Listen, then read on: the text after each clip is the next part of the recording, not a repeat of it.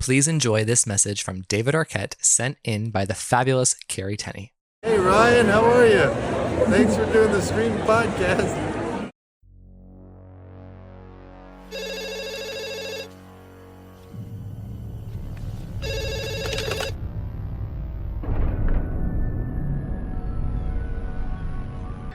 Like scary movies? Uh-huh.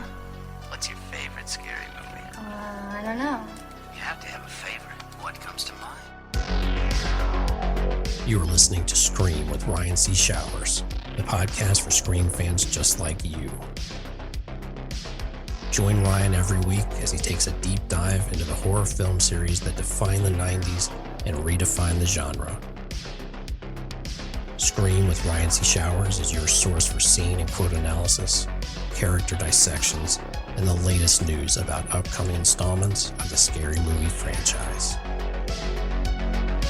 I hear you like horror movies, Curly, but do you like them as much as him? Hello, everybody, and welcome to Scream with Ryan C. Showers. I'm your host, Ryan C. Showers. Thank you for joining me for today's episode. I truly appreciate everybody out there who supports the podcast either by listening every week, supporting me on social media, or subscribing to the Patreon. So if you haven't subscribed to the Patreon of Scream with Ryan C. Showers, there are so many amazing opportunities that come along with this. So in season 6, we're going to be offering what I'm calling 30 Years of Scream, 30 Questions, a Scream with Ryan C. Showers interview. So this will be offered to eligible Patrons after 3 months of subscription. I mean, you get to come on with me for 30 minutes and have an interview where I ask you 30 speedrun questions, but also some deep questions about Scream and your Scream personality and what Scream means to you and how you've also experienced Scream since it's come back to life in the mainstream.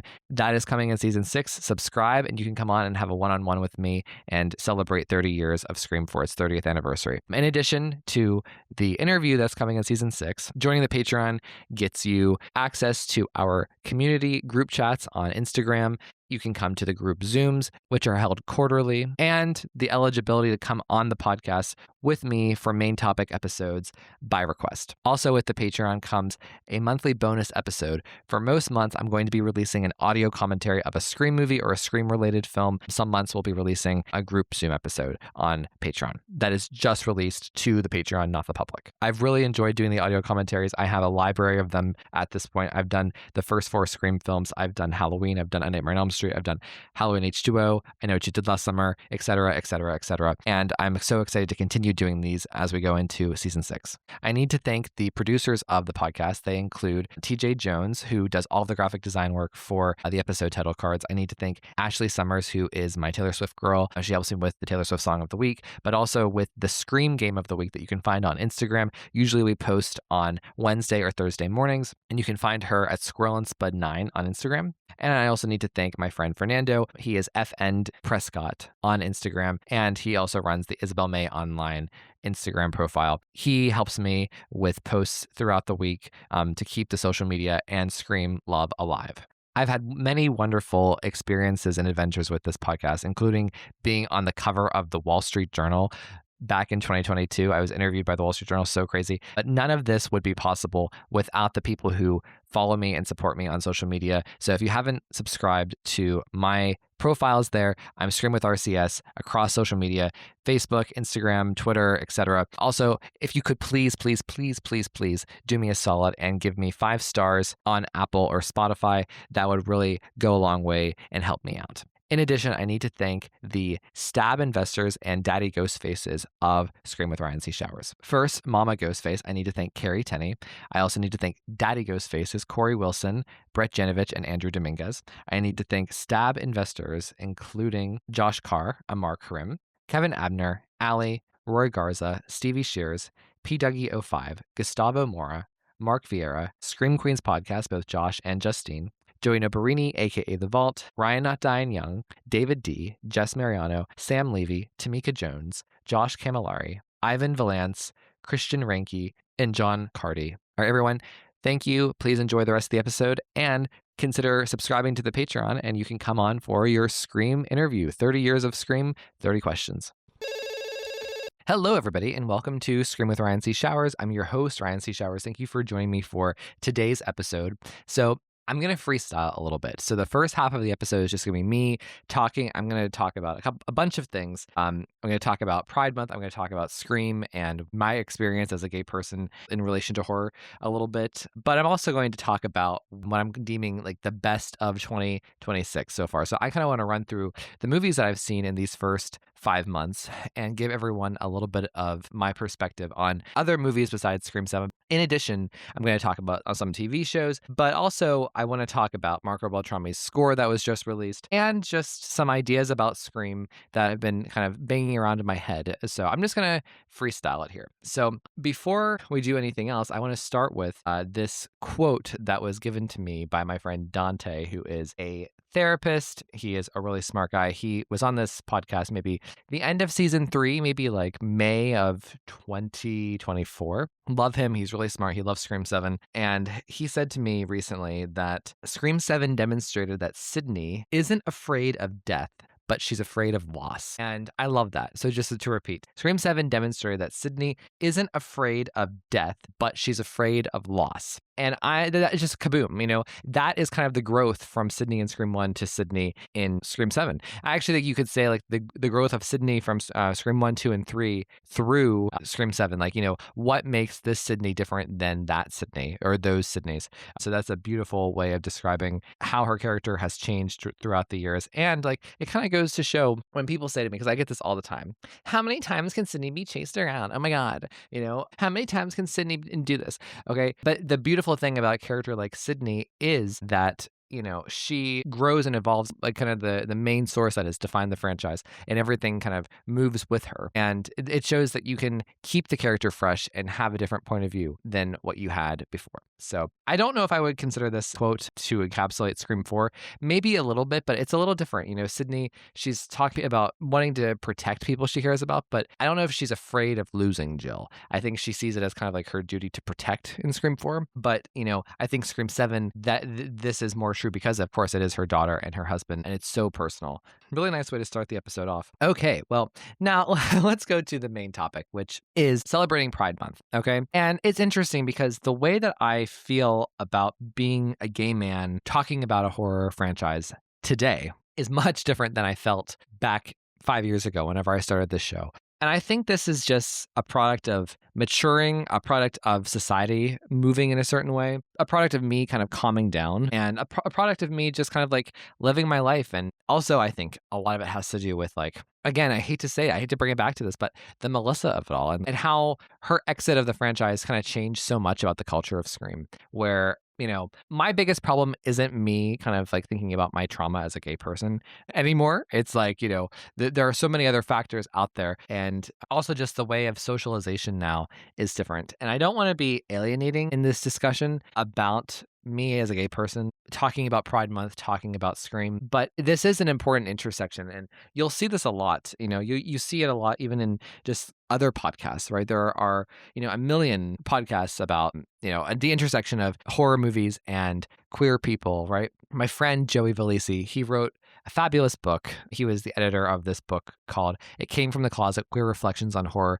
Joey has writing in it, but it also contains writing of dozens of queer authors and writers. And each chapter is dedicated to a different horror movie. So each chapter is like a different essay about a horror movie and your experience as an LGBT person, right? Within the world of horror. So you can buy that book anywhere. It's from Feminist Press. You can also buy it on Amazon.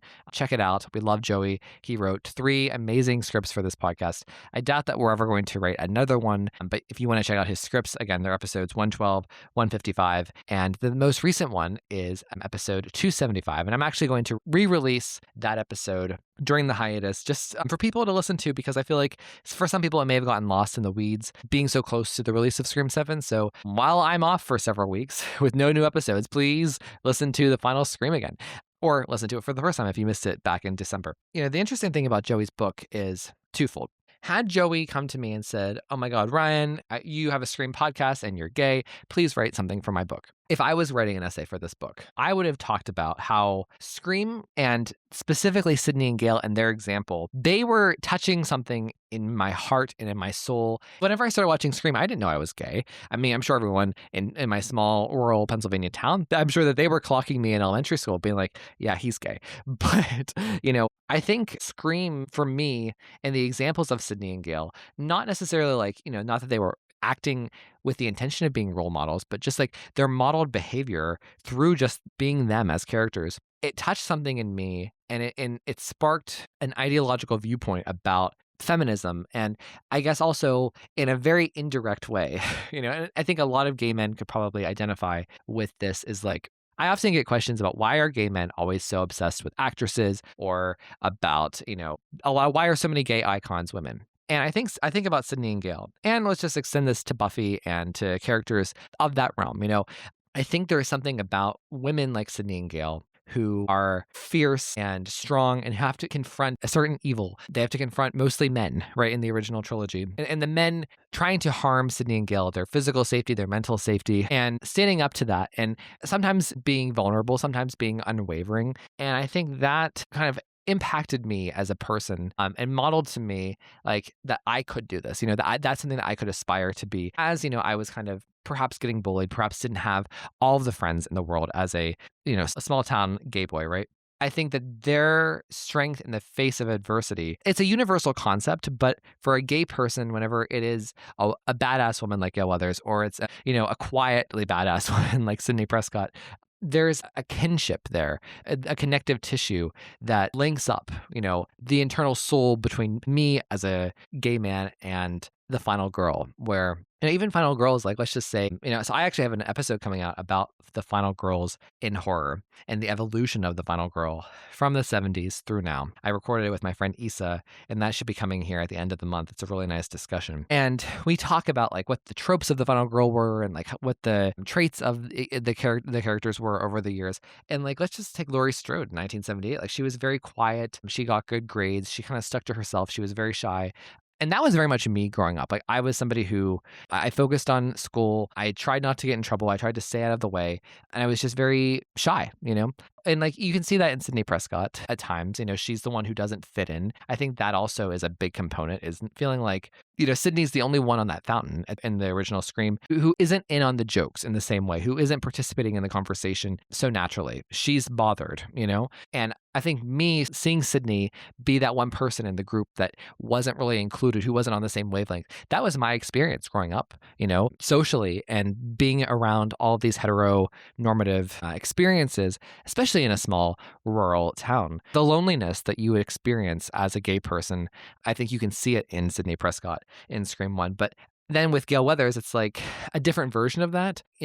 Gail, maybe why the gays love her, in addition to her just being kind of sassy and, takes no shit from anybody and powerful. I think a lot of gay men aspire to be that, aspire to have those traits that Gail possesses. But also Gail, she's kind of coded, especially in the first film, maybe first two films, to not necessarily be looked at or and embraced by the group. Whereas Sidney, she's in the group, but she doesn't feel like she belongs. Whereas Gail, she's out of the group. She's powerful and independent, and she's headstrong, and she's ferocious, but she doesn't belong. She is an antagonist to Sidney.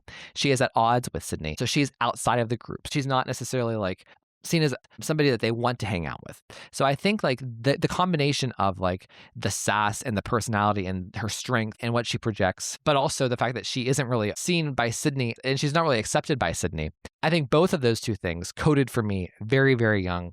And I was identifying with them, not knowing that I was identifying with them and why I was identifying with them. Again, I put yourself in the shoes of, Ryan in 6th grade, 12 years old, watching Scream and seeing these characters and, kind of like forming an invisible string to their experiences, but not even knowing that you were gay at that point. You know what I mean? But just the lived experience, right? I think even like, say, Sidney in Scream 3, I think a lot of gay people, especially like for me, my experience, I definitely was an isolationist gay. The Sidney that retreats to the woods thinking that like she'll be happier not having anyone else around for whatever reason. That was very much me in high school. I didn't feel accepted by a lot of people. I felt bullied by a lot of people, literally, but also, just the feeling. And I often would isolate myself. And there were good things that came from that, but also probably I missed out on probably a lot of things too, just like Sidney did, and I think that like, over time, Sidney opening the gate at the end, and let's just say, Gale finding acceptance within Dewey and kind of like evolving and changing herself. Both of those are things that I have identified with in my life at different points. Like, I think going to college was a huge like opening the gate moment for me. Whenever I first started dating my current boyfriend, and like my life just changed from feeling very lonely all the time to, oh, I have somebody in my life now. And like the difference there, that's very much like a Sidney in Scream 3 arc moment, but also just like kind of starting this podcast even. But then not only starting this podcast, but then, having to like be reborn with the podcast post Melissa. There's something so freeing in that. And maybe that's part of like the Gale of it all, where it's like, she is evolving throughout the original trilogy, slow and steady, but she's a much different person than she was from the first time we see her in Scream 1 to the end of Scream 3. I definitely can identify with that too. Like there's an invisible string there. And again, it's just interesting. Like I feel like seeing the example of Sidney and Gale when they didn't know that they were being examples to me, they helped chart my course in life as a gay person, not only because I could identify with them, but I could also see how they were and I could aspire to be like them or aspire to their strength and their power. I'm definitely a gay that identifies with the final girl and the struggles of a final girl and the secret traits that allow the final girl to take down the killer. I mean, that's kind of the fantasy, is like to take down, as a gay person, to take down the trauma and the homophobia that we experience, and the casual homophobia. I'm not trying to be preachy, but just like the casual things that, your friends may have said to you that hurt you, that they didn't think they were saying anything wrong, but just like those things, like maybe like the concept of the final girl and gay men, we view kind of like them overcoming the killer at the end, or being the person that can stand up to the killer, that's what we want to be. That's what we're trying to do with our daily lives. So there's that, but there's also just the very specific personalities of who Gale Weathers and Sidney Prescott were. I feel so grateful to have grown up in a time where they were my final girls. But it's interesting because, when the podcast started, there was a bigger emphasis on identity from the guests when they would come on. And over time, that has kind of faded, which is just interesting to me. Why back then, during the Scream 5 and 6 era, were we so obsessed with talking about our identity and our experience as it relates to Scream, just as opposed to just talking about why we love Scream and what Scream is, and critically, like why it's so great. It's just been an interesting thing. I think that's been a natural thing too, as we've kind of undergone the Melissa of it all, and like certain people filtered, self-selected to leave the fandom overall, and like who was left and who was new to come in, right? So I think that there's so many different factors, but in a way, I do think it's kind of me as a gay person talking about Scream. Like I remember when I started out, like the first year or so, I was very concerned. I was very cognizant, like I am a gay man talking about the Scream movies. And now I don't think of myself that way. I just think of myself as Ryan talking about Scream. I think there's something healthy in that growth. I think there's something peaceful in that growth where, if I had to really stop and think like, about me as a gay person with Scream, like why I connect with it and why I connected with Sidney and Gale, it's just like, oh wow. It's like, it goes to show how time will move you on and make you grow when you're not even cognizant of it. So it's interesting because in Joey's book, I'm trying to think, it's been a while since I've read everything front to back. But most of Joey's book, a lot of the authors, a lot of the essays, they focus on each of the writers describing like how they identified with certain horror villains. A good number of them talk about like how, like just a good example, like how they identified with, say, Reagan from The Exorcist. And that was just not what I was expecting from the book whenever I first read it. I was expecting like my experience, which was like, I'm a rural, gay man who grew up, in a culturally conservative place, and I identify with the final girl and the perseverance and the way they endure and overcome in that way. And specifically Sidney and Gale, for reasons that I mentioned already. So again, it came from the Closet Queer Reflections on Horror. But my dedication and loyalty to Sidney and Gale go far beyond how I personally have seen myself in them over the years. I love them as characters for who they are, not just because of the things that I've worked through as a human being over the years, but why I love Scream so much, and like why Scream 7 was the moment for me. The moment of these new requel movies is because of Sidney and Gale. And it goes to show just how deep some of our relationships can go with these film characters and like what they represent. So it all connects. It all connects. One last thing I want to say about Sidney is, the scene in the bathroom in Scream 1, that is very gay coded. Like that to me, like if you asked me to describe like, what my experience as like a gay person was growing up, I would actually say that bathroom scene where it's like, yeah, I knew everyone was talking about me and making fun of me and kind of like isolating me, and all I could do was watch, to quote Ghostface in Scream 4. But like, the idea of like the popular people, the popular girl and her best friend gossiping, and like, there's a wall. Sydney's hiding from them, and yet they're still making fun of her for her trauma, things that she can't control. She can't control that her mother was killed. I couldn't control that I was gay, and people were making fun of me, So that scene is very gay male coded, at least, from my perspective. I mean, it's also interesting because like, within like modern like pop culture with like LGBT icons per se, like Jill Roberts and Mrs. Loomis, they get a lot of love from LGBT people, and they're very gay coded because of the level of camp that they're playing with, which is great and fun and exciting.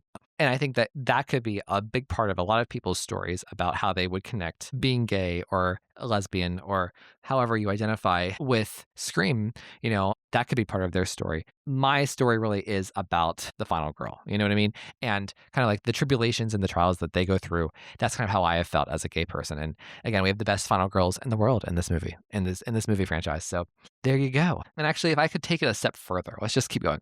I remember back in like one of the Pride episodes, I talked about Hallie and how I thought she was just like the greatest friend to Sidney. Like I feel like growing up as a gay person, whenever I had friends that were there for me, I remember like the first person I told I was gay, her name was Bailey. She was a little older than me. She was very liberal, so I knew she would accept me. And I felt like she was my Hallie. You know what I mean? The friend that is there for you, that's supportive of you, that tries to push you out of your comfort zone, but isn't domineering, who isn't selfish. I feel like Hallie is such a great friend to Sidney, and I feel like I needed Hallie. So I needed my Hallie, or my Hallies out there in the world as a gay person to kind of get through the coming out process and kind of like learning to be in the world and kind of accept myself and thrive, in this way, even in today's world where there is still homophobia that pervades. So, and last thing I want to say is like, perhaps too, Gail Weathers in Scream 4, she's very campy, so she's very, rainbow there, but I feel like Gail in Scream 4, in the way that she's almost trying to rebrand herself, reinvent herself. I feel like this is like something that a lot of gay men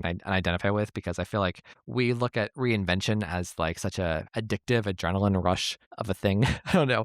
It's very gay coded. Also, I just feel like Sidney in Scream 4 and how she acts and how she's kind of at this plateau, she's at peace, and she's kind of like this all-knowing, mother hen who can take care of everybody. And like, she's extremely confident. She's extremely capable. She's lived through it all. She's worked through her trauma. I see that in a lot of like older gay or lesbian friends that I've had who have kind of already lived the life. And maybe I'm slowly evolving into being the Sidney in Scream 4 as a gay person.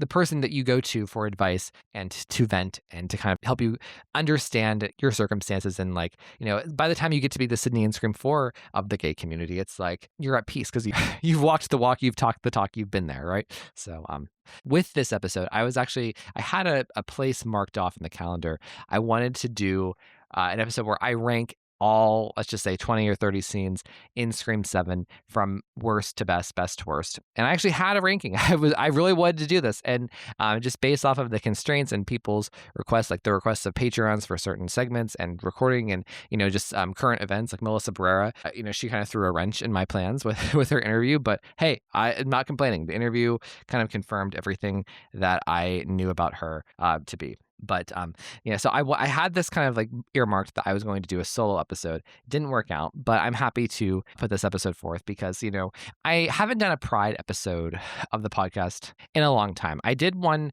definitely in season 1. I remember a big group of us. I remember in season 2, I did one. Later on in the episode, there's going to be a discussion between me, my friend Jess, and my friend Josh about the show Heated Rivalry. And I think that we do a really nice job. So I hope everyone tunes in and listens to the end to hear that. Eventually, you're going to get an episode of me ranking all of the scenes in Scream 7, probably coming in August. But I had this brilliant idea, and this is going to be something that you all will see in season 6. So I thought, why blow my load here and do Scream 7 now when I can do it in season 6 after we kind of get a revamp? Like, why don't we just finish out everything that we've been cooking on with Scream 7 in terms of the release for this season, season 5. Season 5 is going to end, by the way, the first week of July. Ironically, it's going to end on July 7th. So 7-7, haha, right? For Scream 7. So it's going to be the longest season I've done so far. So I started the season, I think, maybe June, let's just say 20th, 21st of 2025. And it's going to go through 7/7/26. And then there's going to be a small hiatus for the show. I'm going to be on vacation for a good bit of July, so you won't get the new season, new episodes until August 2nd, which is, of course, Wes Craven's birthday. And it'll be a 2-part premiere with me and Amar Karim. And we're also going to be starting the 30 Years of Scream 30 interview questions. So Amar and I will be the first to go in the premiere episode, and then we'll have one per week. So if you're a Patreon, or if you want to become a Patreon and sign up for the community and be a part of the episodes, you also get to have a one-on-one sit-down interview with me where I am going to ask you 30 speed round questions and some other questions too, some more in-depth questions for the 30th anniversary of Scream. It's going to be all about you. So I'm going to do one of those per week to really highlight each Patreon because, I really respect everybody who contributes to the show, and I want everyone to have their moment. So I've talked about this before. There's a little trailer that you can listen to if you want more information, and you can sign up on Patreon, of course, tier 2 and above, to get your own interview spot. So Amar and I will do that August 2nd. That's what the premiere date will be. So in season 6, another thing I'm going to do with season 6 is each month I'm going to do a different movie where I go through and rank every single scene in it. So obviously the 7 Scream films, but also I'm going to do H2O. I'm going to do I Know What You Did Last Summer. I'm not sure anything else beyond those, because after you get outside of like the 7 Screams and those two, not everyone who listens to the show will have the same universal experience with even movies like, say, Urban Legend or The Faculty or something. I don't even know if I could properly do those 2 movies, but I can definitely do the others. But so Scream 7, ranking all the scenes by me, is going to come in August. I think we're going to do Scream 2 in September. I'm going to mix it up a little bit. So, but it should be a really fun little exercise. So anyways, but like going off of this idea, I was kind of playing around. I was looking at the Scream 5 scenes this morning.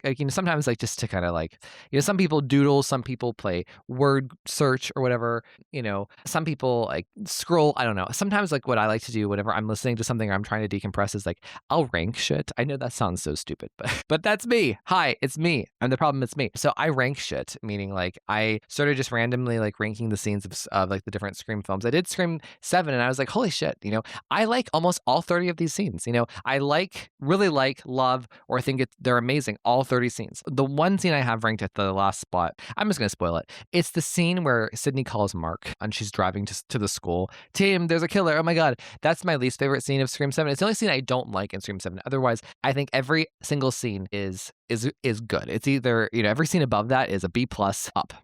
Most of the scenes are A-, I would say. So, in fact, that's what I'm going to do. Whenever I rank all of the scenes, I'm going to give them a letter grade, I think. I think that sounds good. But so anyways, I did Scream 7. I was like, wow, these are all so good. Let me go on to Scream 6. I was like, wow, there's only like Gale's scene that I would give an A to. And literally maybe the shrine gets an A-, and then everything outside of that gets a B+ at the highest. And then like I get to like the last like third of the Scream 6 scenes, like at the very bottom where I'm trying to put like, 10 scenes in order of how much I like them to not like them. And they're all really bad. Like they're pretty much the 10 worst scenes in the franchise. It's just like, God, how do I put the Sam in the therapy scene next to like, I don't know, the frat party scene and then the park scene? Ugh. So anyways, but then I did Scream 6, then I was just playing around doing Scream 5, and I thought, okay, well, Scream 5 will be a cleanse. And this kind of goes to a new theory that I have, which is I truly feel like if you take the trio out of Scream 5, let's just say the trio decided that this was cheap bullshit crap that they weren't going to do. Let's just say this was like that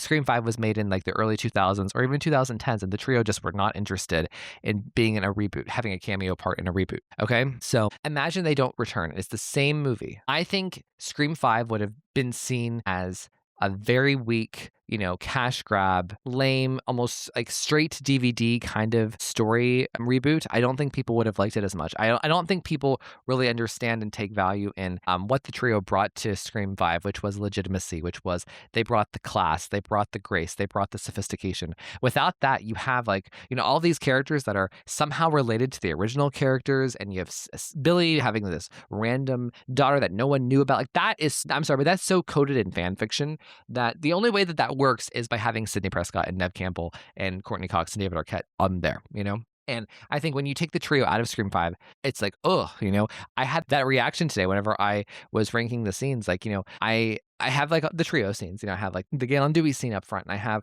the hospital scene, and I have Dewey's death, and I have the finale, and I have all these, nice scenes. And then it's just like, ugh, what is this? Like a third of this is great. Then the other third, the trio isn't in. Like, what am I going to put up front? Chad and the, being chased around in the fake bushes, or, Sam's speech. Like, honestly, because I've really soured on Melissa's performance in Scream 5, like that just automatically takes 3 scenes, right? And just makes them like, tosses them to the the bottom of the barrel, which are like, her in the car, puke, her speech, ugh, and then her with the help me, he's trying to kill me. Now that like I really see what Melissa's performance for what it is, it's just like those scenes are rendered so much less than I used to view them. So you take that, then you have all of this bullshit teen stuff. Like, it's just like, I don't know.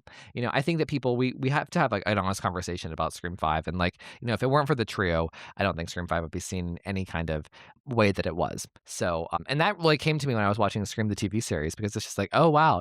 The way that people talk about Scream the TV series for not having the trio and not having the Ghostface mask and blah, blah, blah, blah, blah, and being cheap and lame and a shadow of what Scream once was, that's what they would have said about Scream 5 had it not had the trio. So anyways, okay. So Marco Beltrami's score for Scream 7 was recently released. It's streaming. You can buy it digitally. I hope that they're coming out with a physical release. As of this recording, there is no date. There is no sale. I imagine that they will. They gave vinyl releases for Screams 5 and 6. I think that it would be really wonderful. One piece of like the puzzle where I don't necessarily align with the radio silence movement is I actually don't mind Brian Tyler's music in those films.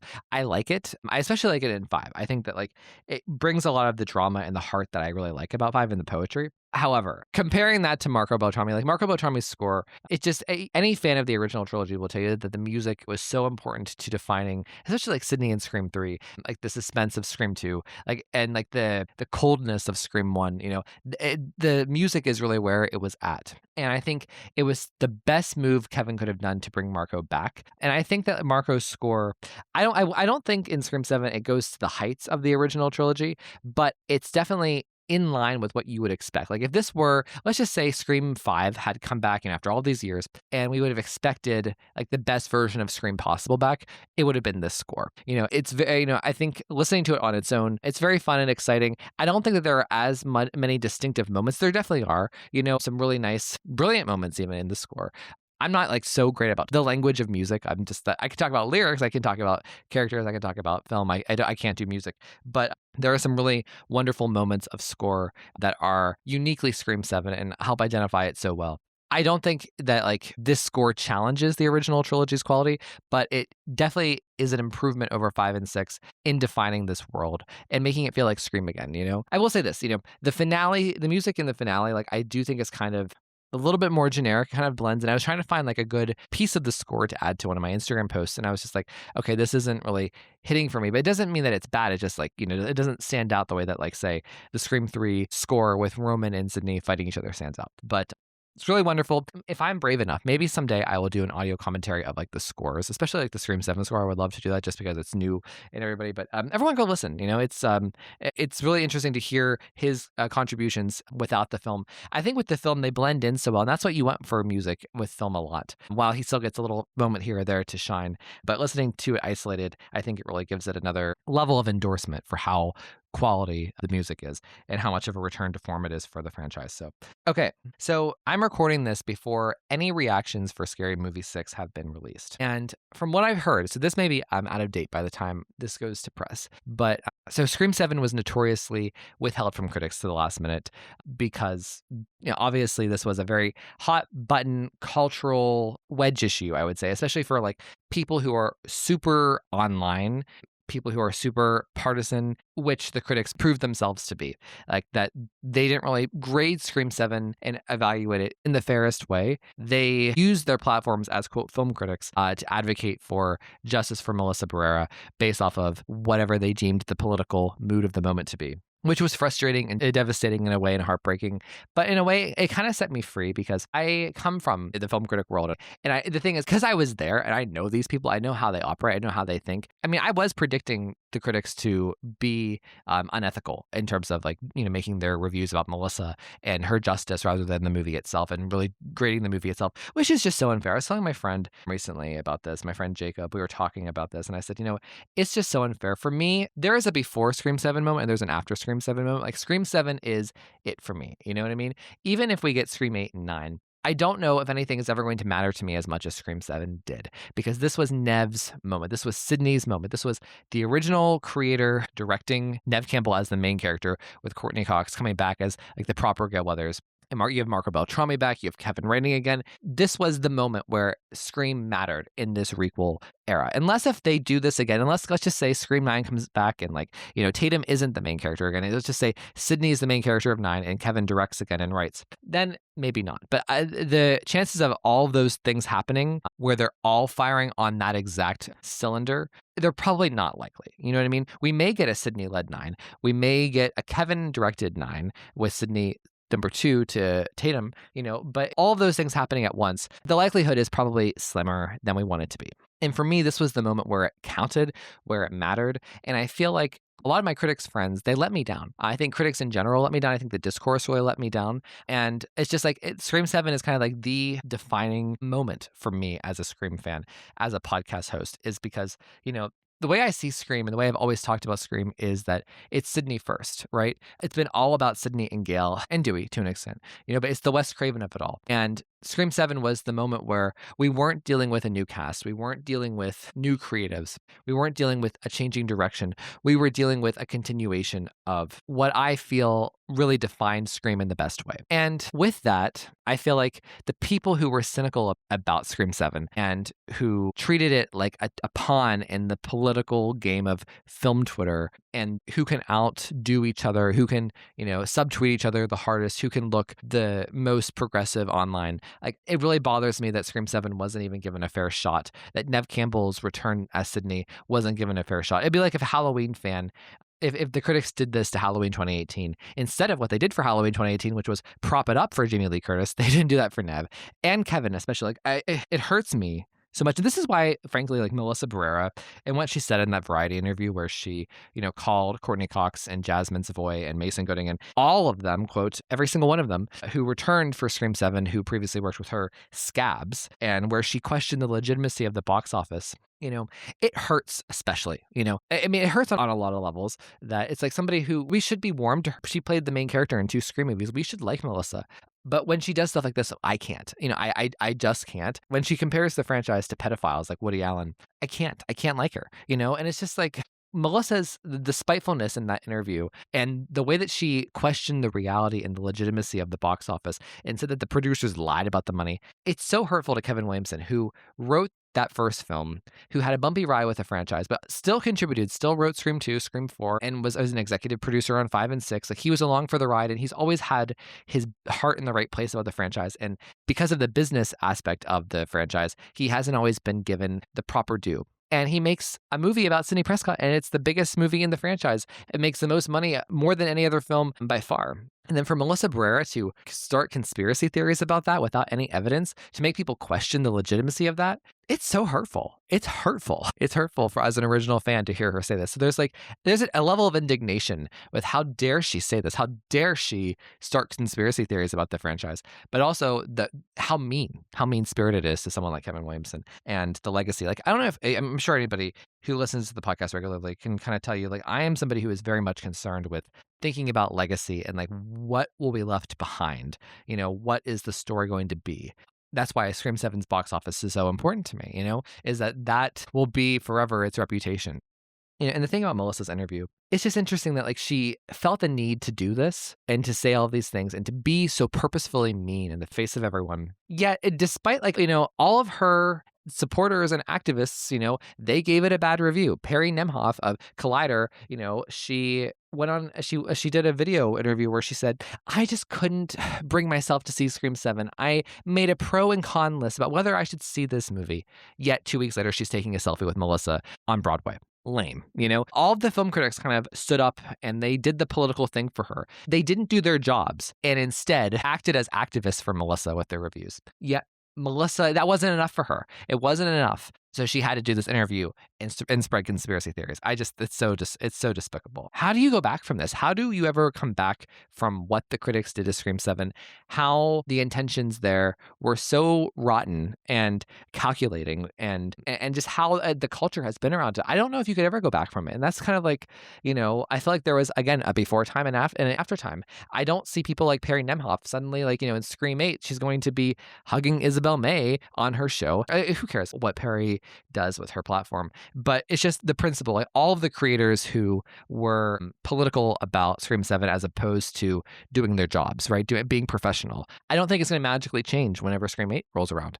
I think there's almost like a divide now where they're always going to view Scream, and because of the people in the comments, Scream is always going to have this like cloud over it for these activists, and it's just like, in a way, maybe that's liberating, maybe it's just like, yeah, we can just focus on making the fans happy, making the general population happy, having big box office numbers, and just focusing on us without the pressure of the online trying to ruin the movie for everybody. This was a rabbit hole I went down.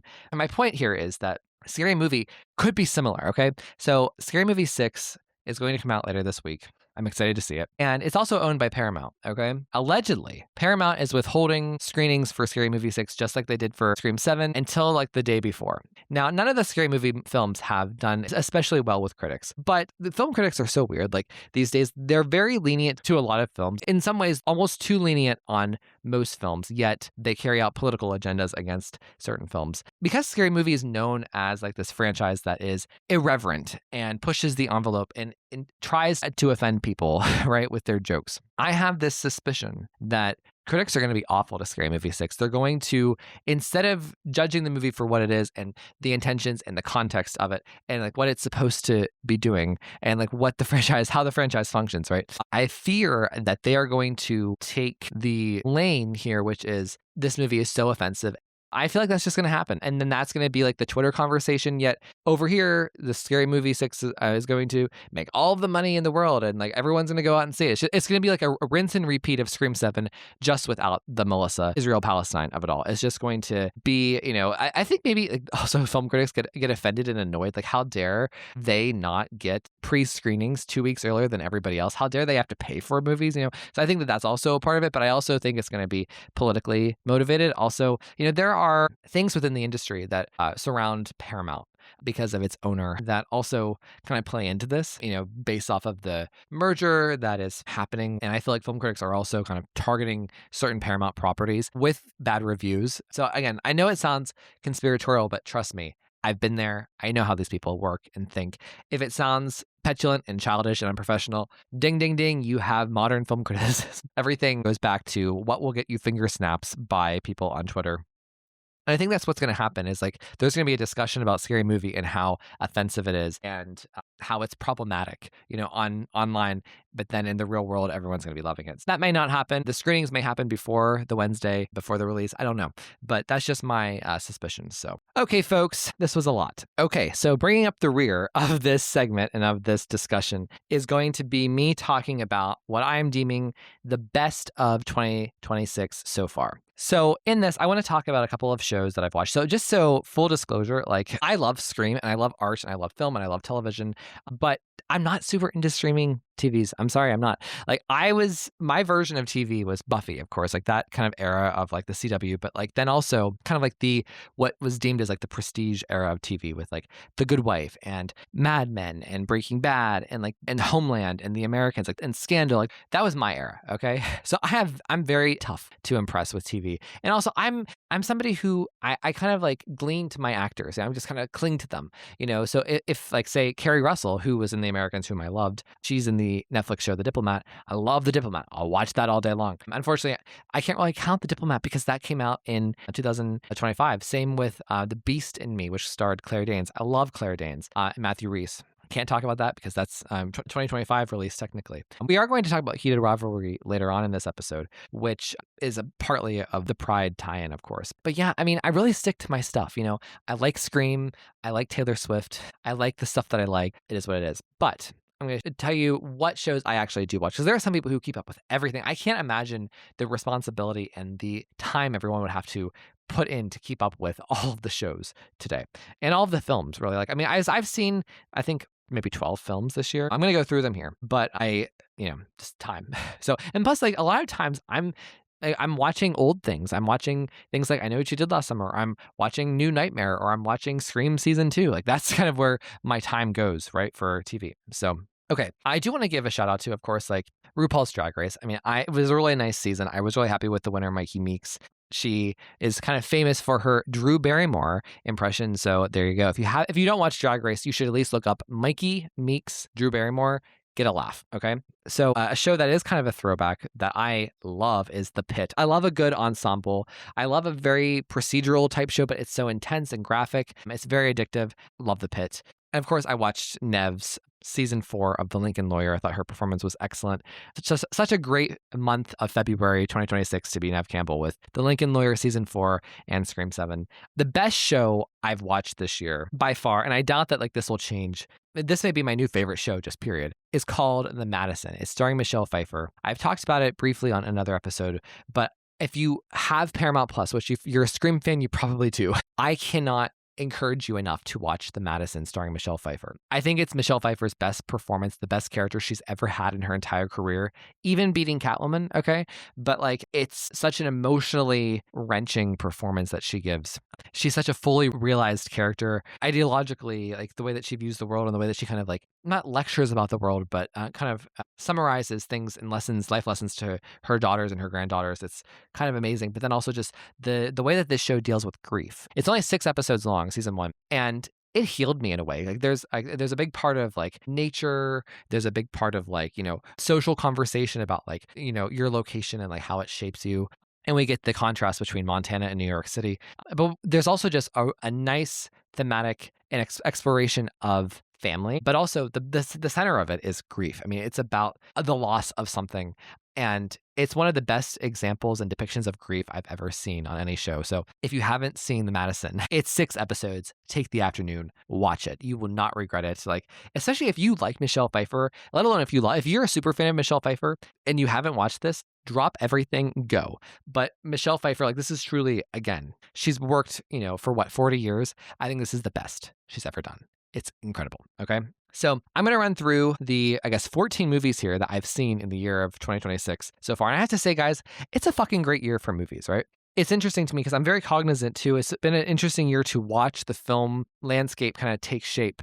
And maybe it has been this way for a while and I just haven't noticed it. But whenever I was, say, working as an Oscar blogger and podcaster, I never really thought about the actual rollout, the release, the press release of a film more than I just thought about what's its Oscar potential and what am I going to think of it? Is it going to pass my sniff tests?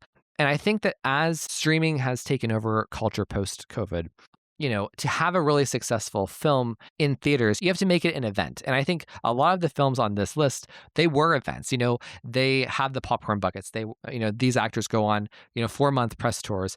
The merch, the social media engagement, they are truly big moments of time. And I think that's kind of what movies are becoming now. Before, everyone went to the movies just because, it was the thing to do. And it's just how you saw new media, right? And now it's kind of this thing that you share with your, with your kids or with your partner, with your friends. It's become an event, a special event, which I think is really cool. And honestly, I think it's going to make us so nostalgic for this time, say in 10 years. Let's just say when Scream 7 or Devil Wears Prada 2, whatever, they all celebrate their 10-year anniversary. It's going to be oh my gosh, I have such fond memories of going with my friends and we got the popcorn bucket and we did this and we took a selfie in front of the thing and blah, blah, blah. I think that is kind of the current moment of film and in the theater going experience in today's world. So, okay, I'm going to start from the top and work my way down from the movies I liked the most to the least. Obviously, number 1 right now is Scream 7. Come on. I got nothing for you. If you've listened to the last 30 episodes of this podcast and you're still wondering why I like Scream 7, I'm throwing up my hands at this point. Return to form for the franchise. Amazing Nev Campbell, Sidney Prescott story. Amazing Gale Weathers. Amazing depiction of Sidney's family. Such a beautiful directing debut for the franchise for Kevin Williamson. This restored Scream to what it should be. I got nothing else. Okay. So number 2, I have The Devil Wears Prada 2 for my second favorite film of the year. This one really hit me hard. So the first film is one of my favorite movies of all time. I think it's one of the most fun, entertaining movies you'll ever see in your entire life. Yet with this, it's very, very different. I see this as a modern companion to the original as opposed to a sequel because it couldn't be farther from the original in so many ways. It's making a big, bold statement about the culture right now and the moment of journalism and publishing and AI and corporate mergers. And it really hits a huge punch in terms of the statement that it's making. It's such a deep movie. And it's such an excellent screenplay. I guess I wasn't expecting that to be. It's not as fun as the original film, but all four actors really get a big moment to shine. I love this movie. So Devil Wears Prada 2, got it going on. Okay. Next up is Project Hail Mary. A big surprise for me. I wasn't expecting this movie to be so both funny and devastating. I was expecting The Martian. I thought it was just going to be average, whatever. No, my friend. Au contraire. It's such a stunning motion picture. It surprised me in its humor, in its tragedy. It has a very unique personality as a film. I gave this a 9 out of 10. I thought it was such a great vehicle for Ryan Gosling, too. It's a very moving movie. Next, I saw Wuthering Heights, which was the big release before Scream 7. So, I mean, I probably have to go back and rewatch because I was so anxious about Scream 7. But I really liked it. I found it to be entertaining. I loved the music. I loved the actors. I loved the costumes. I loved the adaptation of the original novel because it's very different from the Bronte novel, but it is what it is. Okay, so next up here, I have the movie Hokum starring Adam Scott. Talk about a movie that's such an immersive, it feels like something that came out in like 2006 in terms of the setting, how original it was, the concept. I thought it was really scary too. Loved Hokum. Send Help, which starred Rachel McAdams. I thought that was a really awesome horror movie. I don't love the antihero, right? And she proves to be. And it's a slow process to that. The characters are kind of written in a intentionally two-dimensional way, in a way that Sam Raimi kind of does often. But otherwise, it's such a thriving motion picture. And Rachel McAdams is excellent. It's a really well-made movie. It's great. It was a great way to start out 2026. Okay, so next at number 7, I have Obsession, okay? And a lot of people have seen this movie and think it's really great. And I'm not trying to shit on your opinion or diminish your opinion. I will say this. For me, I think this movie is a really good, solid film. It's a good film. I think the direction is excellent. I think it's really clean cut and very chilling, the direction. And I think the acting from both of the lead actors, really good, okay? I do think that it's the hype for this movie absolutely killed it for me. Had this movie not been pitched as the greatest thing, oh my God, both critics and audiences give it a 95% Rotten Tomatoes. This is so great. Like this should be an Oscar contender. It's just like Get Out or Sinners. I am sad to report that like when people overhype shit, it sets up everybody else for failure, okay? Because those expectations were not reached for me. And as like I was watching it and I was actually like kind of waiting for the twist. I was waiting for what made this movie so uniquely inspiring and so original. I kind of find the premise of the movie to be somewhat unoriginal and tired. Not tired, but just uninspired. The concept of obsession basically is be careful what you wish for. And this specific idea of like be careful what you wish for was done 3 times on Buffy. And this idea of specifically like, the nerdy guy wanting all the girls to like him or a girl to like him. This was done specifically twice on Buffy. So I can't imagine all the other times like this concept has been done in movies and in other supernatural TV shows like Charmed or whatever. But this is not something revolutionary. And I guess I kept waiting for the twist. The twist never came. And I guess like my problem with Obsession is I don't really feel like there is a point of view or anything that the film, any message that the film is making or an argument that the film is making. I think a lot of people on Twitter view this in a very narrow way, which is like, oh, it's about consent and it's an allegory for sexual assault. Okay, but I don't know if it's so much of an allegory. I mean, we literally see the sexual assault. We literally see him taking away her consent. So but what is the film saying about that? You know what I mean? Like the film, based on the way that the events transpire and like the fates of the main characters, like I don't feel like the film ever comes out with its own perspective on that theme or even this premise, this cinematic premise of a story. That makes it kind of a letdown.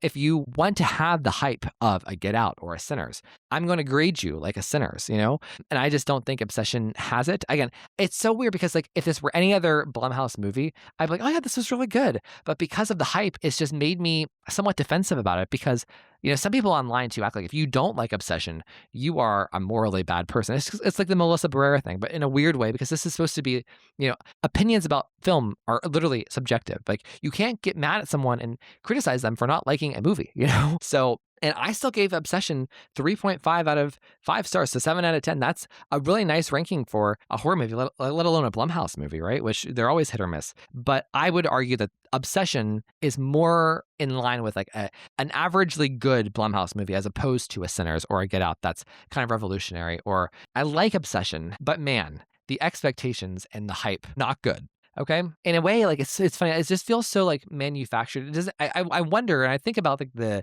discourse around Obsession. And I think like it's more people are more excited about the fact that it was made for such little money. And like this guy, they previously knew the director from his like shorts on YouTube, and like all of like it's more of like these talking points that are making it like into this like package, like, oh, look how cool of an underdog this is to accomplish it. And like good for it, good for all the money that's made. I'm really happy that a movie made that kind of money, without being a big IP. But I do think it's overrated. I think that it's good, but I don't understand what makes it that next level good to be up there with Sinners or Get Out or Hereditary. Like, I don't think that it actually achieves that end. So, okay, next up, I have Ready or Not 2, Here I Come, which whenever I left the theater, I was really positive about. I think I left the theater giving it an 8 out of 10. By the time I reviewed it on the show, I gave it a 7 out of 10. And now here I am, probably like more on the lower side of a 7, higher side of a 6. I think Sarah Michelle Gellar and Sean Hattie,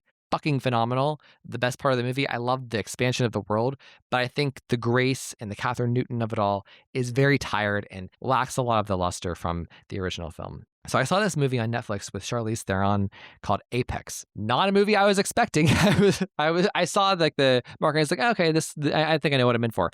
No, I was not prepared for what I saw. Charlize Theron was so good, such a great performance, a really beautiful looking film. It's stunning, but also the genre switches, they really messed with my nervous system. I was really into it, even if you can kind of like point to the fact that like if you look at the camera angles and like the flow of the film and like the tone doesn't really completely work, but it's so compelling. So very good. I saw Mother Mary for Anne Hathaway. I was, in a similar way, I was underwhelmed with Obsession. I kind of felt the same way too, because it's a very boxed in kind of small movie for the ambitions that it pretends to have. It's very art house, very theoretical in a lot of ways. Good, but just wasn't really my thing. So I gave that 6 out of 10. So the Michael Jackson movie, Michael Jackson was before my time. I'm Taylor Swift. I saw this with my family, and it was, again, like I said at the top of the show, it was an event, just like Scream 7, just like The Devil Wears Prada 2. These were event movies that I'm going to share with like real life memories for the rest of time. I thought the movie was good, and that's all I have to say about it. Inoffensive. So I saw Primate, didn't love that. Whatever. Doesn't matter. I saw The Drama with Robert Pattinson and Zendaya. And I really was disappointed by that. I was like, knew nothing about it going in. And I found it to be such an awkward movie, so wooden.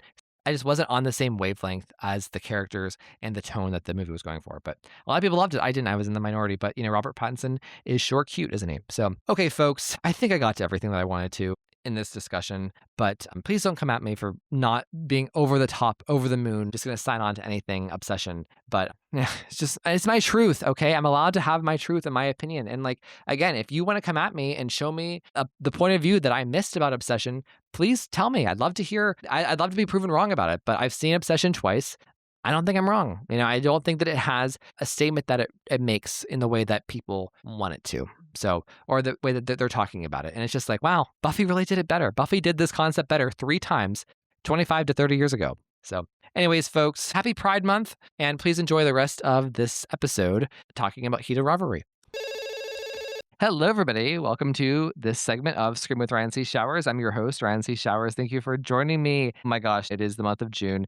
It is Pride Month. And this, I always, every year, I like to do kind of like a Pride themed episode. So to incorporate Pride in a fun way, in an off the wall way, we have decided to talk about the mega hit show, Heated Rivalry, that kind of took over pop culture this past December and January. Joining me tonight, I have 2 of just wonderful people to the podcast. So first, everybody, welcome Jess Melendez. Hey, Jess. Hey, Ryan. How are you doing? Good. How are you?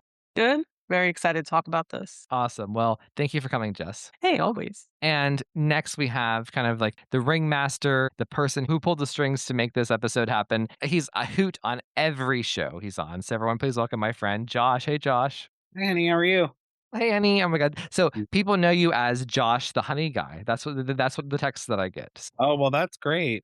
Annie, Well, Josh, I'm going to start it with you because we're both gay men, right? Shocker, right? But so there is an obvious point to why we enjoy Heated Rivalry, but you were really passionate about wanting to talk about Heated Rivalry on the show. So I turn it over to you. What is it about this show, about this phenomenon that has captivated you so much? I think it came out in a really interesting time when the world really sucks. Like the world sucks. And I think Heated Rivalry came to in a point where, as I don't know your fan base, but a lot of queer people. We're all queer. You have a queer fan base and a lot of straight women. It just came at a time when we needed something positive, and it was and we all could connect. I've had many discussions with Jess about this, and as she said, it's the yearning.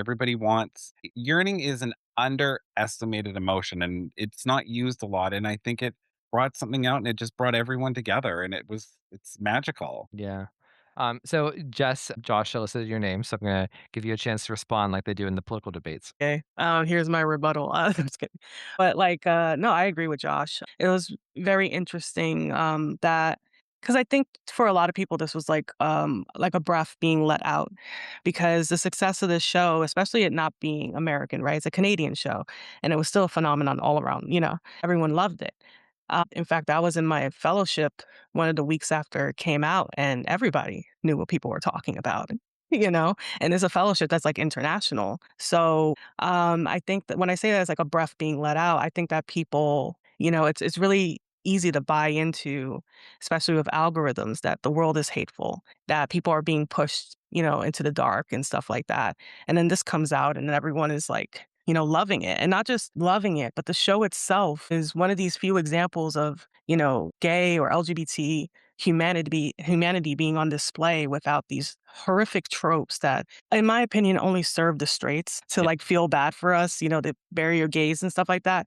But this is real humanity, right? This is presenting the LGBT experience. Like, yeah, it's not, there's the bad stuff, but it's the realistic bad stuff, not like the horrific stuff having to be involved. And in a way that's, has become traumatizing. I remember in that same fellowship talking to people because even though I knew going in, no one was gonna bury the gays. I had anxiety the whole way through Mm. watching the show. It's like I didn't believe it emotionally. It's like something had to like, when's the other shoe gonna drop? And speaking, this is a fellowship of other therapists, psychologists, stuff like that.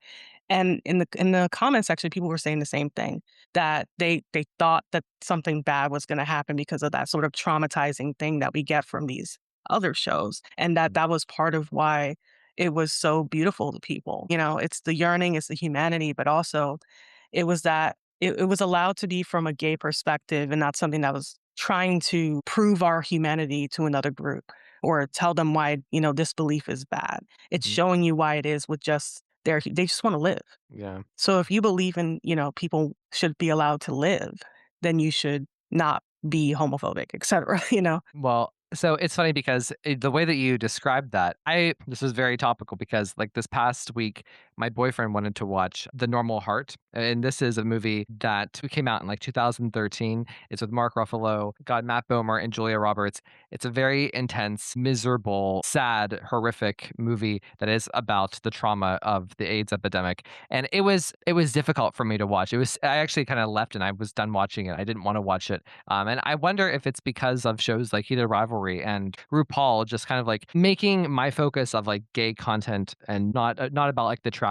We saw this a lot in a discourse whenever like they were making a lot of movies about slavery, right? In like the late 2010s, like, and there was a transition away from that to telling other stories of color, right? I feel like Heated Rivalry is that for the LGBT people. Josh, do you have any follow up? Yeah, it shows that not all of us die of AIDS. We just wanna live normal lives, like, gays just wanna be happy, and I it's a show that's not about color, race, religion, it's just about what everyone wants, it doesn't matter what you are, and that's, like, to be in love, to be loved, and to have people in your life that support you and build you up, and we're living in a life and place, i.e. toxic fandoms, Scream, and whatever, that just wanna bring you down and shit on whatever you like that's happy, and yeah. On a personal level, like what were your reactions to this show? Josh, you can kick us off. Did you start I would watching it whenever it premiered, and did you watch like week to week, or did you No, binge? Okay. the 2nd week, the beginning of December, I had heard about it, and I just got a little thing, and I'm Canadian, and it was the first time ever that I was like I was saying this to Jess on one of our many, many calls, that I've never looked at Canadian American, this and that, but it was the first time in a long time that I was like, "Wow, I'm really proud to be Canadian." Aw. Like, we're so different, and I live in a place where I feel so bad for you guys, but it was the acting, the chemistry, it was everything. It just made me happy. It was nice to see something that I didn't know that I needed in my life. It awakened something in me, and I was obsessed, and I went down every rabbit hole, and I just it was yeah, it just awakened something in me that I didn't even know, and I think that was the most important thing for me. Yeah. Jess, when did you start watching it? And did you watch it organically or were you pushed to watch it by friends? Well, I was kinda pushed to watch it, but that was only because I was going through my own personal bullshit with the Oh, fire I had earlier this year. Because I had heard about it. I saw the promos and stuff like that, and I was like, "A gay hockey show? Okay, I can watch that."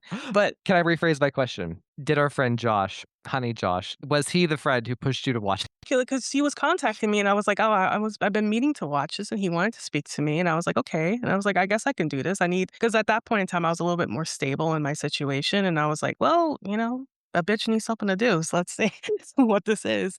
And he seemed pretty passionate about it, so I was like, I was gonna check it out, and I only heard great things about it. And when I started watching it, it's one of those things that sucks you in. Even when I rewatched it just for, this, podcast, it was like I was just as invested. I was telling Josh, it's like usually when you rewatch, sometimes you have a lot of skips, but because this is very like, you would say with Scream 7, very lean because of budget and stuff like that. And it's very focused and everything sort of matters. Like I said, you get invested. Like from episode 1 to 6, you're just super invested and the emotions are still very strong and just like Josh has been saying, sort of a universal experience. And to his comment of feeling like something changed in him, like I feel like something changed in me. I Yeah. hadn't realized. I don't think a lot of us realize how much we, closet ourselves in different ways, day to day in society. And that's sort like this show sort of illuminated that for me. And it made me not want to be that way. Yeah. It's like in a way that wasn't like, I'm not mad about it, but be more proud of myself, you Oh. know? Yeah. Well, so Josh was one of many people who kind of encouraged me to watch. I would say, Josh, you were the most encouraging. You're like, honey, you've got to watch it. But no, there were many people who were like, kind of like nudging, like, watch, watch, watch. And thankfully, I got to binge all of it in one sitting. And after we finished, we started watching it again. So I think that's like a really nice sign of a great show. The writer of the books, okay, they said something to the effect of like how they would write the characters is that they described Ilya as smart and Shane as dumb in their decision making. I don't get that. So I need like the experts here to help me understand. Josh? I think I don't know if I necessarily agree with that. I think Shane is clearly on the spectrum, and I think that he is closeted, and I don't know, maybe Jess can answer this more because of her background, but I just think that he doesn't know how to show his emotions, and he's never had to show his emotions, whereas Ilya is like, "I'm bisexual," but at the same time, he lives comes from a place of Russia and very closeted, and now that he's in America, I think he can be more free, and he's just like, "I fuck guys, I fuck girls, I fuck whatever," and yeah, I think that's really it. Jess? Well, yeah, Shane is clearly on the spectrum, and it's a really great performance. And another aspect of this show that's very humanizing. It's not tropey. So what I would say, like, I don't find either of them to be dumb. Like for me, what works about the show is that in their moments of vulnerability, you see them reaching for each other and risking things for each other. Like one big thing is like Ilya kisses Shane, right? I mean, right there on the rooftop after he wins MVP. That's not exactly smart. There could have been anyone on that rooftop, but Ilya doesn't want to go back to Russia. And I think what this show kind of shows is like the different impacts of where you come from and how it's not a universal experience. Like obviously for Ilya is much more harsh because he's Russian, and not just that, but his family is openly homophobic and abusive. And then here with Shane, even though he has this pressure, it's obviously not on the same level. It's something that's very implied, maybe not even explicit. We never really see anyone harass him, a person to person. So I like that. I wouldn't call him dumb. He just has more freedom because of his background. He has a little bit more flexibility. Whereas with Ilya is like, if someone finds me out, I can't come home. And like just from where I grew up, I know that Josh, you grew up kind of more like in a rural place as well. Like I'm very keenly aware of like where someone's from, like their hometown, and how that shapes their day to day life and how they can kind of operate in the world and like who they are. And just as a gay person who grew up in a very rural area, like it's something that's very prickly for me. You know what I mean? So I understand that dynamic of the show completely. Josh, is there anything you want to follow up with before we go to the next question? Yeah, I completely agree with growing up in a rural place full of rednecks and people that are just rude and abusive. And yeah, I had a very traumatic, I don't even know your background. Well, so I want to ask because like I have a very strong opinion about this. Okay. So we have our two lead actors, right? We have Hudson Williams, Connor Story, Shane and Ilya. I feel like Hudson Williams, he was the one that got like the nomination for best actor, whatever, whatever. And Connor didn't in like the Canadian TV awards. I don't know. That surprised me because like and I appreciate what you guys said about Hudson's performance because I think he is great. I think I really like the character of Shane. In fact, I probably identify more with Shane than I do with Ilya. Actually, no, I definitely identify more with Shane than I do with Ilya, like any day of the week, just in terms of like who I am and who I see myself in. No pun intended, you know. So, but I think on a performance level, on an acting level, I think Connor Story's performance as Ilya is just out of this world. Like he is in such command of this character, the confidence that he brings, like the creation of how he shows up on screen as Ilya. And when you add in the languages and like the speaking in Russian, speaking in English, and the levels there, to me, I think his performance is just magnificent. It's just out of this world. So, who do you identify more with, and which performance do you prefer, Josh? I definitely prefer Hudson's more. I like the more subdued, subtle character. I just want to say that the reason why Connor wasn't nominated for Best Actor is because it's the Canadian Awards. He's Ah, American. So okay. the reason why they also can't be nominated for the Emmys is because it's a Canadian show. And in order to be nominated for an Emmy, the US has to have some sort of part in production. And they don't at all. It's exclusively Canadian. So Connor will never be nominated for an Emmy, neither will Hudson Williams, and Connor will never be nominated for anything to do with Canadian. The only chance that they have is at the Golden Globes, and it was came out too late to be nominated for this year's Golden Globes. So that was just some background for you on that. I And definitely can I just jump in before just to kind of round out this point? Thank you for that. But also, just is doesn't that just show you, like at the end of the day, like how much these awards just and like the critics' reviews and like things like Rotten Tomatoes, things like awards, how little they actually matter when you think of like a show like Heated Rivalry, which has all of the buzz and the momentum to do all of those awards, yet it literally can't. So, but yet it exists as this monolithic part of the culture. It just really puts it into perspective. What really matters, if that makes sense. Heated Rivalry proves that you don't need awards Yeah. to have something good. And like I said, yeah, I'm an Oscar girl, always been an Oscar girl, been there since like 1950. Like I know all that shit. So, and it's fun and it's great and it's good to watch. But I think shows like this prove that you don't need an award to be a good show that people love. Right. And I think definitely gives. I'm more into the subtle performances. And Mhm. I don't know if either one of you have read the books, but if you read the books, he's so much like Shane and the restraint that he has to have. And when he has those crying scenes and the tears are like not even coming out, but they're just right there. I'm just like, oh God, I'm so in love. Yeah. No, I agree. I mean, I love his performance. I really do. So I think this is so. But which character do you identify more with, Josh? I'm probably more of a Yuna. Totally. I don't know. I mean, they're kids and they're into hockey and they're like 20 to 25 years younger. They're young enough to be my sons, for God's sake. I mean, listen, you didn't even ask me this. Hated Rivalry is great. The Dick and Hole, it's great. They're good looking guys. That's great. It's just so much more than that. I don't know. I personally identify myself in either one of them. They're like masculine hockey players. I'm like a big queen wearing ruby slippers and like getting my nails painted. So that's not really, yeah. Okay, fair enough, fair enough. And you know what? Deep down, I feel like I knew that you would answer that way. So when I wrote this question earlier, yeah, same question to you. Let's see if I prefer. It's so hard. I think they're both I think everyone in this show is so fucking brilliant. It's just such like everyone overall is so great. Because and another thing, the nuances they both have such great nuances. Obviously, Hudson has to be way more reserved, which you see, which I love about his performance.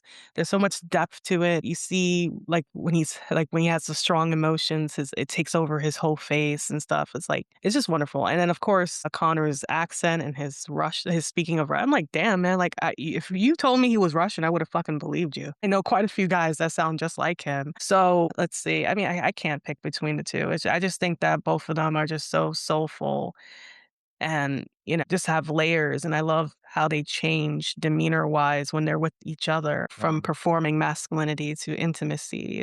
I don't know, it's just such a beautiful thing. I can't choose, but who do I prefer? Who I see myself in more of the two? God, that's difficult. I mean, I feel like I'm more of a Rose Landry. I'm more like You that are, bitch. yeah. I was hoping you were going to say that. I feel yeah, I feel like I'm more so her, but if I had to choose between the two of them, I don't know, it might be relationship-wise. I think emotionally I'm a Hudson, I get Shane, but, like, when you get me in a good day, I'm more of a Ilya. I could be really fun. Want to ask, what is everyone's favorite episode? There's only 6, yet again, the impact of 6 episodes, 6 hours of TV. If you had to pick one of the 6 episodes to be your favorite, which would you choose? Josh? Oh, that's hard. Really? Episode 4, there's a moment where they're together sitting on the couch, and it's before they have this hot sex scene. But the pain in Ilya's or Shane's eyes when he's just lying on Ilya's chest. I love that moment. I love going when they go to, he says, I'm coming to the cottage, the whole Mhm. cottage episode. But I really have to give my flowers to episode 3. And Scott and Kip do not get the roses that they deserve.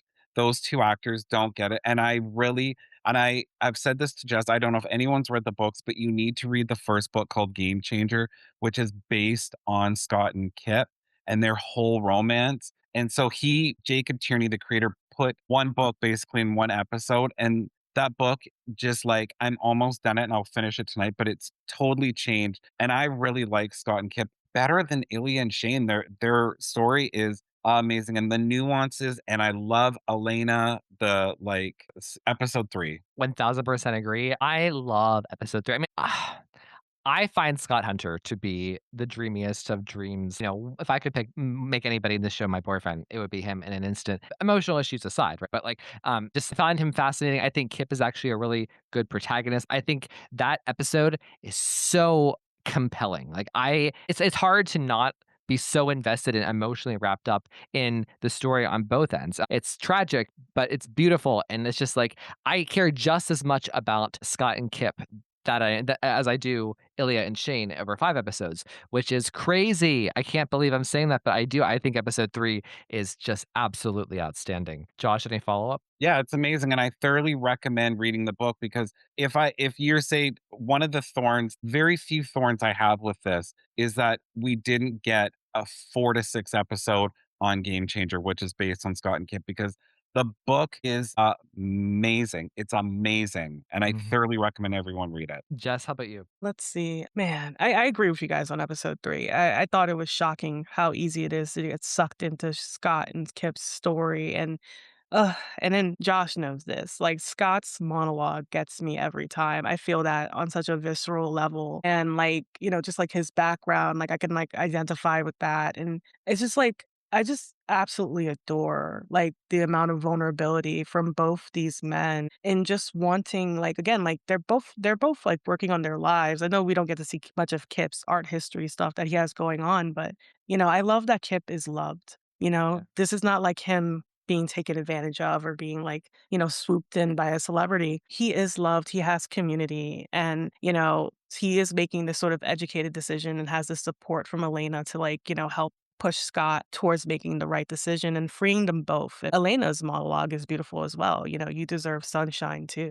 It's just such a wonderful contained story in between all of it. Another wonderful story. So yeah, it's one of my favorite episodes. I think for me, I love them all, but for me, 3 and 6 are really the ones that I love the most, I think. Like emotionally, that get me, I think. Well, 6 is such a nice payoff, and this transitions to my next question, which is, 6 is the episode where we actually get to see them.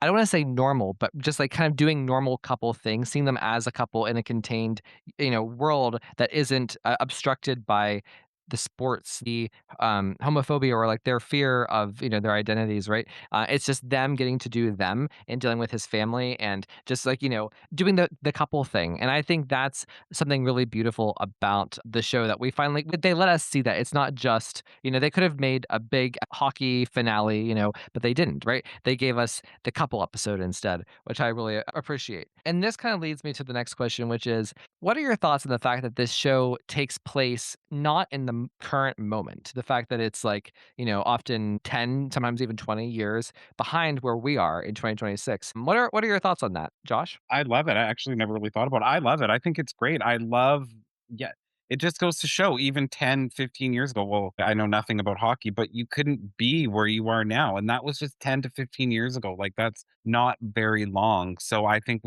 yeah, I love it. I love seeing it. To me, it's like almost like you get to it even in a way, like, I think that it was the right choice to do that because it still puts them in a cultural, like, block, if that makes sense. They can't really their true selves. And I think had you said it in the current day where even like sex and gender, they're talked about in different ways, especially in cities, it's just, I think that this story would not have its charm or it wouldn't have its universal appeal if it was set today. I think it would be dealing with a modern set of issues that wouldn't be as universal in the way that the way here. Jess? I think that it had to be a little bit of weird, right? 10, 15 years ago. It's a period piece. It had to be a period piece because the issues would be different, right? The equivalent of this story today would probably be more so a trans story, a non-binary story. You know what I mean? So you do have to go back in time to sort of have this sort of like coming out sort of experience. But I think it makes it that much more effective because again, like Josh said, it's only 10, 15 years ago. But also on top of that, like I said, it's like echoes of the present day. And again, like I think it kind of emphasizes, especially since we get the being together episode, going to the cottage. I think oftentimes like awful people try to make it seem like different people, marginalized people want something special, want something grand. And when in reality, we all just want to be in the cottage. We all just want to be free, And I think that's why the show is so powerful. You know what I mean? And also, I think I don't know, like I just adore how this show constantly has that sort of juxtaposition between, the private and, the public world. We talk about this all the time, me and Josh, the windows and stuff like that. And I think it just adds layers of like who gets like again, like finding freedom in like these apartments, but always just so like just add a touch out of freedom of the windows, right? The open windows that represent the rest of the world of just wanting to be there, get there, etc. And Ilya not wanting Shane to close the windows when they're in the the cottage together. I don't know, like I don't know. For me, I just think that the show, in terms of like it's doing, unfortunately, is very necessary for today as well. Well, so I want to ask about Heated Rivalry compared to other representations of gay, male couple, where they're the lead, where it's the main story. Like, how do we think Heated Rivalry does it differently than other versions of that? I mean, one of the ways that Josh and I have bonded over the years is Queer as Folk. That's one of my favorite shows. It's an emotional show. It's a heavy show. It's so thematically tied in that moment. It was a bold, entity to exist back in the early 2000s. So its aims are very different. I will say this. I think that Heated Rivalry, I think there's an awkwardness of that they show in the earlier episodes, maybe even episode 6 of Shane and Ilya, whenever they're meeting, whenever they're starting to get to know each other, even whenever they know each other pretty well. And it's just like the awkwardness is the awkwardness of them just sitting together. Like someone referenced episode 4 where they have that really hot sex on the couch. Like even in that scene, like, there's a real life awkwardness that I think comes through in the performances and the writing that I've experienced in real life. I think that's more true to life than sometimes the sensational stuff that we see, especially in more today. I don't know. Josh, what are your thoughts? Um, I think I think we need more shows like that. Like I said, I'm an old bitch. Like Queer as Folk came around when I was 18, 19, and it blew my hat off. There's also another show that only lasted a couple seasons called Looking, which is very good. I think it's great. I think it's everything that we need, and I'm glad that straight women like it. I think it's a lot different because we haven't even touched on it, and I hope that you do. The Mhm. women of Heated Rivalry, having showing loving, supporting people, supporting their decisions. And like, I don't know how often you see a guy and a girl date and he's like, yeah, really, I'm gay. And she's like, not heartbroken, but supports him and says, all my other gay boyfriends. And like the one Svetlana says in season 5, like, I hope he takes care of you, or him or, I just that's a big thing for me is that the women of heated rivalry, it's so much different than any show I've ever seen. And I've seen a lot of gay shows, is that the support that these men have of the Mhm. women, and these women aren't shrinking violets. They're strong, independent women. And these people are in their 20s. I mean, they've got their shit together for being I was a fucking mess when I was 20. Like these people got their shit together. So that's what I think is different. I love that. I love the character of Rose, by the way. I think, that arc, it surprised me in the way that it was going. I was really pleased. I find that scene in the restaurant where she finally says, "Okay, let's be real here." I find that to be so comforting, like you kind of described. Like it just feels like it's a net for Shane, and he's safe. And I love that for the character. I love that the show is able to represent that about real life. Jess, as the woman on the podcast, what are your thoughts here on anything we've been talking about? No, no, I love the women in this show because again, they're not. There's no twist here that feels manufactured or in some type of way. Like the women aren't being victimized, they're not being used. Like even like but like Ilya's I guess sometimes girlfriend, she just loves him. There are just people like that. That just kind of loves him. Okay, we sleep together and that's fine, but like I just want you to be happy. Whatever that means for you. And it's very mature and there's no and I think the reason why is because this is like this I don't know, what the intention was, but I think that we reached a point where we kind of realize that, homophobia, sexism, all of that is interconnected under this patriarchal concept. And so it makes all the sense in the world that these men find their solace in women, that they can be safe with women, and that women are the ones that are encouraging them to live their best lives and be themselves. And then the thing about the awkwardness in this show as well, it's like I think about it from the context of like these men, at least the way it's being portrayed, they don't have a concept for what it means to be together with a man.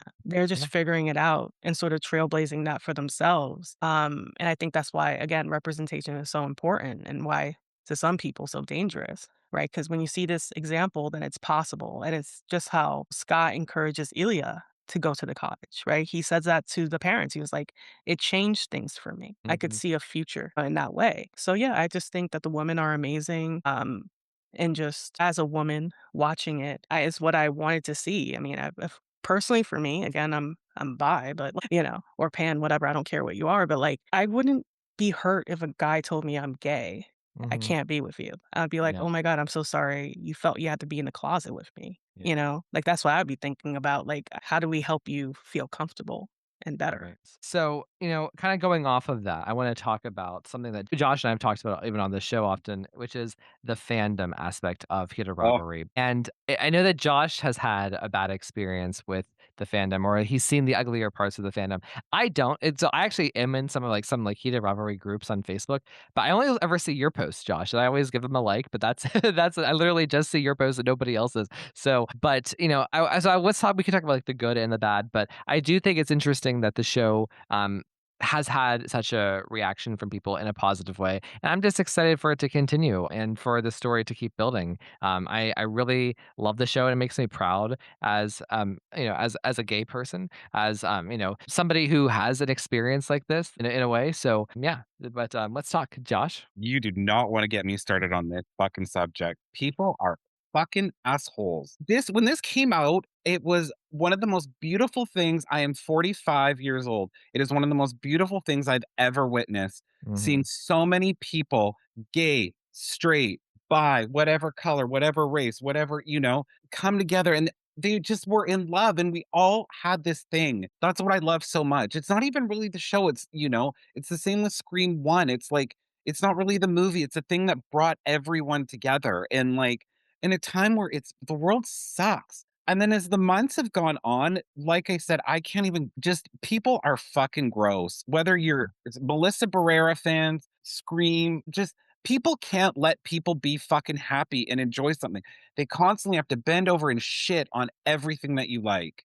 Yeah. And people are gross. Like the things that are out there that people say about these people, like, is so gross. It's a fucking show. Enjoy it and be happy and go touch grass and get a life.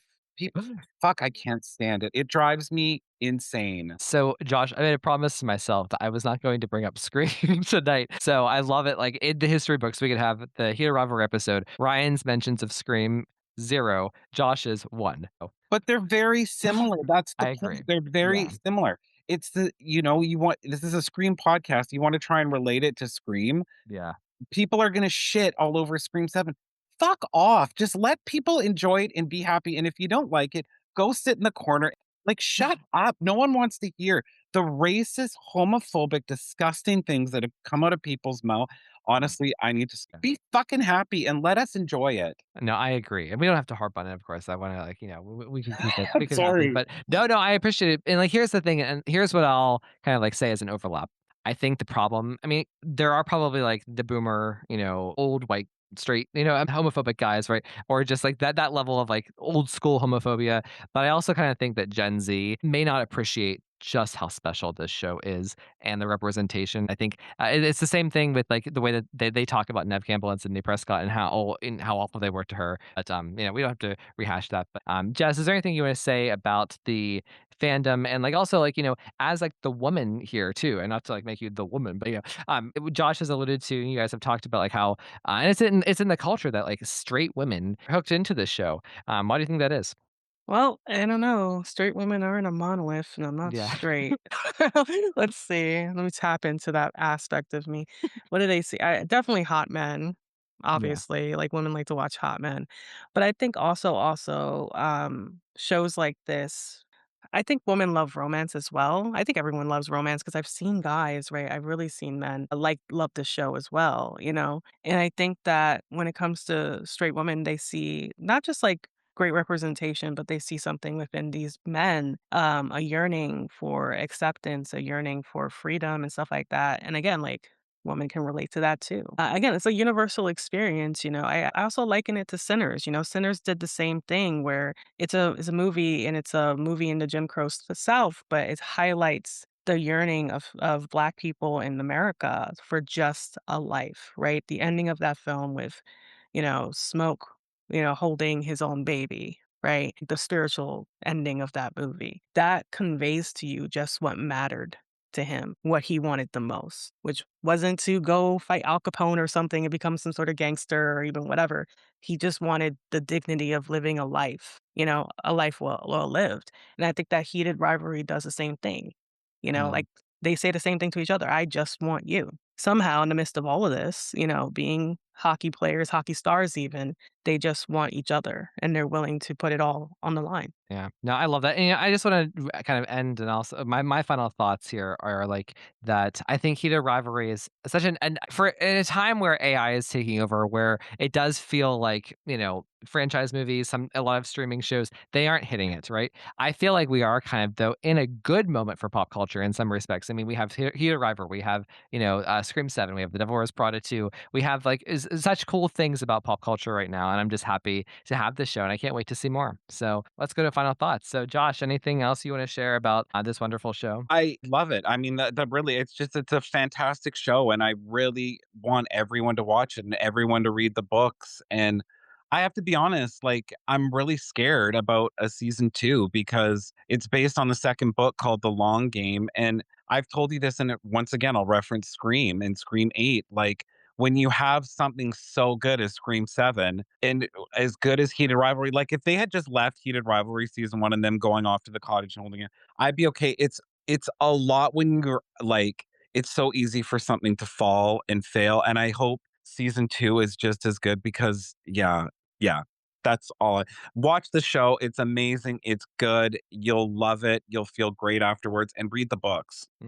Yeah, I hear your concerns. I don't think HBO is going to let them fuck this up. Like this is too much of a. Everyone has their eyes on it to really mess up. I think that if something's wrong, they will fix it. I think it's going to be held to a high standard. At least that's what I think. So Like, it's just like I said, and the long game, holy fuck, hold on to your bras, girls, because this shit will fuck you up. That's all I'll say. okay, Jess, how about you? Yeah, I second that. I think everyone should watch the show. And like Josh said, it does leave you with that. God, I have to say, because I've seen a lot of like LGBTQIA media as well, but like a lot of it doesn't leave you feeling good. I have to say that. Like a lot of it, like just kind of rips your heart out. And it's the first time where it was like I felt good, and I also felt refreshed and seen, like, sort of like in my spiritual little gay way, like, wow, I am like, you know what I mean? I don't even know how to explain it. Like I said, I felt more alive in my queerness in a really good and healthy way. So I don't know. I want everyone to watch it because it's great. And also, as far as season two goes, fingers crossed, I'll be there. Let's see what happens, I guess. Awesome. Well, everyone, thank you for listening to this here Rivalry segment. Happy Pride Month. I hope everybody enjoyed it. And yeah, talk to you soon. All copyrighted material used or referenced in this show belong to their rightful owners and made possible by the Fair Use Act. And number 3, never, ever, ever, under any circumstances say, I'll be right back. Because you won't be back. Get another beer, you want one? Yeah, sure. I'll be right back!